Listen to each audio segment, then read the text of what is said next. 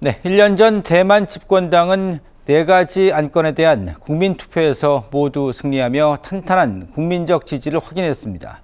하지만 1년 만에 민심은 돌아섰습니다. 외교에만 치중하느라 정작 민생을 등한시했다는 평가입니다. 윤서영의 1년 전 그 후입니다.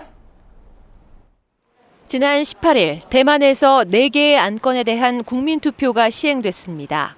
이번 국민투표는 제1야당인 국민당에서 추진한 것으로 사실상 현 정부에 대한 중간평가 성격을 띠고 있었습니다.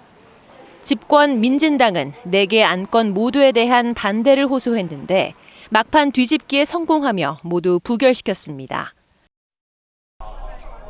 민진당은 쉽지 않았던 투표에서 모두 승리를 거두며 앞으로 치러질 지방선거와 총선, 총통선거 모두 유리한 위치를 선점했다는 평가를 받았습니다. 국민투표에서 승리한 이유, 그리고 민진당이 국민적 지지를 받은 가장 큰 이유는 중국과의 관계입니다. 대만을 둘러싼 미중 갈등이 고조되고 중국의 대만 위협이 커지는 상황에서 중국에 맞서 대만의 독립을 지키겠다고 주장하며 민심을 얻은 겁니다. 민진당은 지난 11월 지방선거를 앞두고도 같은 전략을 들고 나왔습니다. 시진핑 중국 주석이 3번째 연임에 성공하면서 2027년 이전에 대만을 침공할 수 있다는 전망이 나오자 애국심과 반중 여론에 호소했습니다. 하지만 총선이나 총통선거와 달리 지선에서는 국제환경보다는 국내 정책이 더 쟁점이 됐습니다.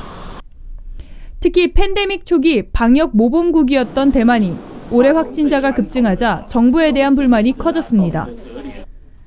물가 상승과 수출 감소 등 경제 위축도 민진당에 대한 비판으로 이어졌습니다. 对，所以我的选择还是以我们自己的生活为主。 결과는 민진당의 참패. 21개 단체장 선거에서 민진당이 승리한 곳은 5곳에 불과했습니다. 반대로 야당인 국민당은 14곳에서 승리를 거머쥐며 집권 가능성을 키웠습니다. 민진당이 1986년 창당 이래 지방선거 사상 최악의 참패를 했다는 평가 속에 차이잉원 총통은 책임을 지겠다며 민진당 주석직에서 사퇴했습니다. 我也必须承担所有的责任，即刻起辞去民主进步党主席一职。 지방선거 결과만 보고 민심이 민진당을 등졌다고 보기는 힘듭니다.